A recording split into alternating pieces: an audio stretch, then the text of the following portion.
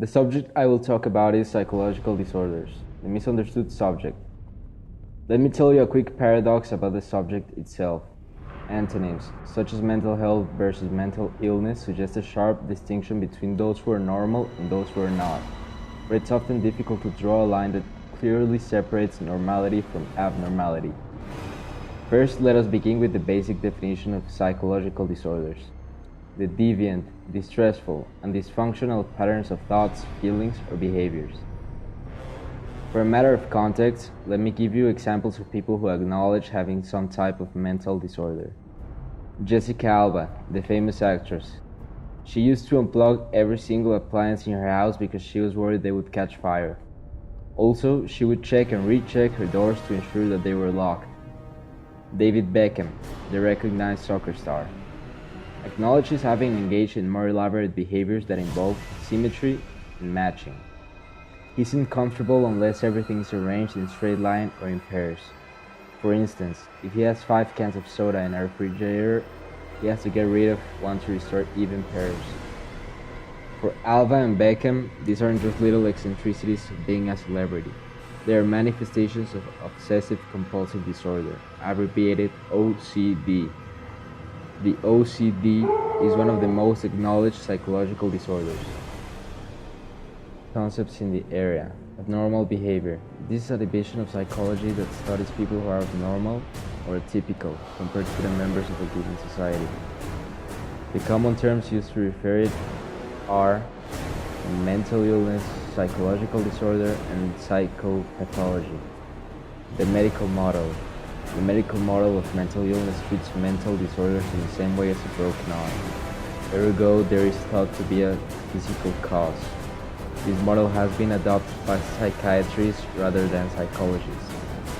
The main question still remains: what is normal and what isn't? This is a complex question in a sense.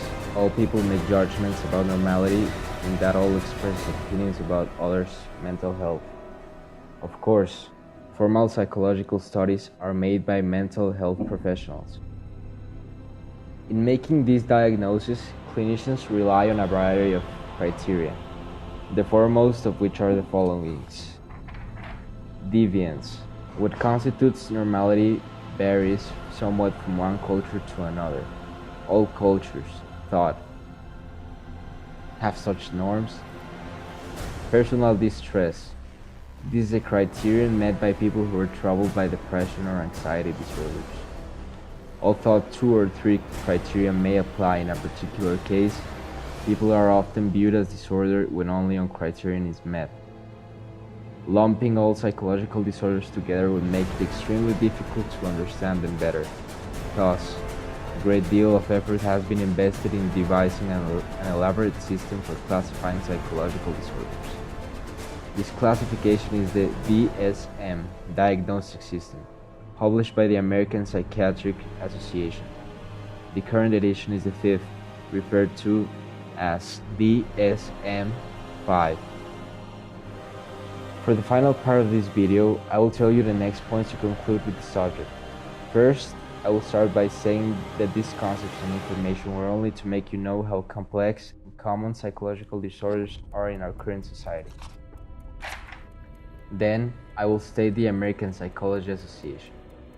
Currently in the world, there is an estimate that 450 million people in the world are suffering from a psychological disorder. Because of this statement, you already know how common these disorders are in our society. And finally, I will say that psychological disorders are commonly misunderstood by people. This creates fear among the people who suffer these disorders, as much as the people that don't suffer them. We need to change the perspective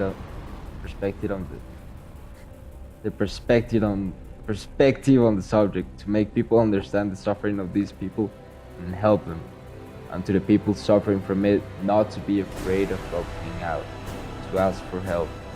Thank you.